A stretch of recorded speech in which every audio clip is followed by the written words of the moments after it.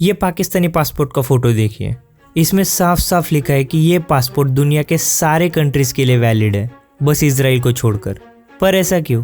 India Pakistan के आज तक के रिलेशंस के हिसाब से पाकिस्तान का सबसे बड़ा दुश्मन तो इंडिया होना चाहिए। अगर ऐसा है तो पाकिस्तान इंडिया को भी ऑफिशियली रिकॉग्नाइज करता है, तो इजराइल को क्यों नहीं करता? क्या पाकिस्तान ने इजराइल को ऑफिशियली रिकॉग्नाइज करना भी चाहिए या नहीं करना चाहिए?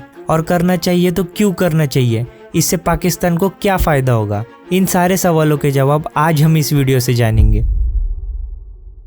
पाकिस्तान इजराइल को क्यों रिकॉग्नाइज नहीं करता, इसे समझने के लिए पहले हमें इजराइल के डिस्प्यूटेड कैपिटल जेरूसलम की रिलीजियस इंपॉर्टेंस को समझना पड़ेगा। ज्यूज, मुस्लिम्स और क्रिश्चियंस तीनों रिलीजन्स के लोगों के लिए जेरूसलम एक पवित्र जगह है। जेरूसलम में स्थित टेम्पल माउंट, अल अक्सा मॉस्क और चर्च ऑफ द होली सेपुल्कर, ये तीनों अपने अपने रिलीजन के हिसाब से उन रिलीजन के लोगों के लिए इम्पोर्टेंट है। टेम्पल माउंट के बाहर वाली वेस्टर्न वॉल पर माथा टिकाने दुनिया भर से ज्यूज आते हैं। सिक्योरिटी एंड पॉलिटिकल रीजन से टेम्पल माउंट में जाने के लिए रेस्ट्रिक्शंस और लिमिट लगा दी गई है। ज्यूज के रिलीजियस रूल्स के अनुसार भी कोई जू इस कंपाउंड के अंदर एंटर नहीं कर सकता। ये ऐसा क्यों है, इसके डेप्थ में ना जाते हुए बस इतना समझ लो कि वेस्टर्न वॉल ज्यूज के रिलीजियस सेंटिमेंट्स के हिसाब से बहुत ही ज्यादा इंपॉर्टेंट जगह है। वही इस्लाम का थर्ड सबसे इम्पोर्टेंट और सेकंड सबसे पुराना मॉस्क यानी कि अल अक्सा मॉस्क इसलिए इतना इम्पोर्टेंट है क्योंकि ऐसा माना जाता है कि जब प्रॉफिट मोहम्मद को पवित्र मक्का से स्वर्ग ले जाया जा रहा था, तब उस जर्नी के दौरान जेरूसलम में उन्होंने कुछ देर रुककर प्रार्थना की थी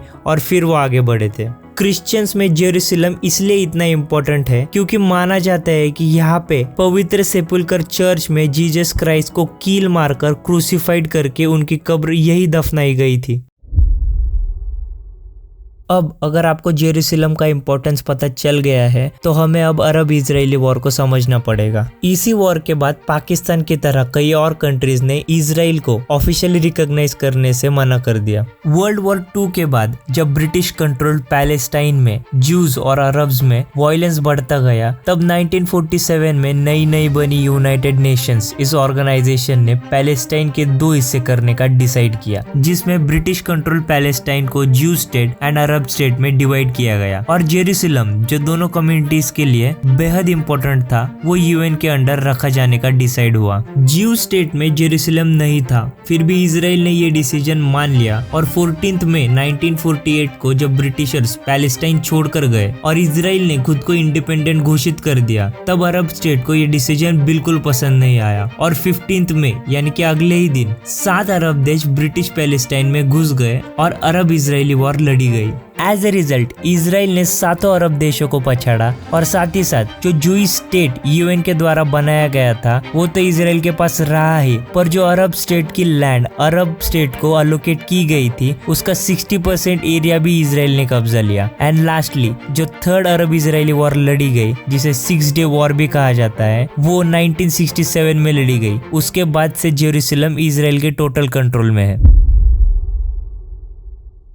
अब आप बोलोगे कि ये सब तो ठीक है, पर इसका पाकिस्तान का इजराइल को ऑफिशियली रिकॉग्नाइज करने से या ना करने से क्या लेना देना है? तो जैसे हम सबको पता है कि पाकिस्तान एक मुस्लिम मेजोरिटी वाली कंट्री है। ऑर्गेनाइजेशन ऑफ इस्लामिक कोऑपरेशन यानी कि OIC में पाकिस्तान एक इम्पोर्टेंट कंट्री है। और ऐसा क्यों है? क्योंकि Pakistan is the second most populated Muslim country and only Muslim country जिसके पास न्यूक्लियर वेपन है। 1947 में पाकिस्तान अलग होने से पहले ही मोहम्मद अली जिन्ना ने अक्टूबर 12, 1945 में कहा था, every man and woman of the Muslim world will die before Jewry seizes Jerusalem. I hope the Jews will not succeed in their nefarious designs and I wish Britain and America should keep their hand off and then I will see how the Jews conquer Jerusalem। मोटा मोटा कहा जाए तो Pakistan Muslim countries का मसीहा है और Israel Palestinian लोगों पर जो अत्याचार करता है उसकी वजह से पाकिस्तान ने इंडिपेंडेंट होने से लेकर आज तक इजराइल को कभी भी ऑफिशियली रिकॉग्नाइज नहीं किया है। तो क्या पाकिस्तान कभी इजराइल को ऑफिशियली रिकॉग्नाइज नहीं करेगा? अकॉर्डिंग टू पाकिस्तान इजराइल को तभी ऑफिशियली रिकॉग्नाइज करेगा जब इजराइल पैलेस्टीन को 1967 वॉर के पहले वाली बॉर्डर्स की जमीन ईस्ट जेरूसलम के साथ लौटा देगा।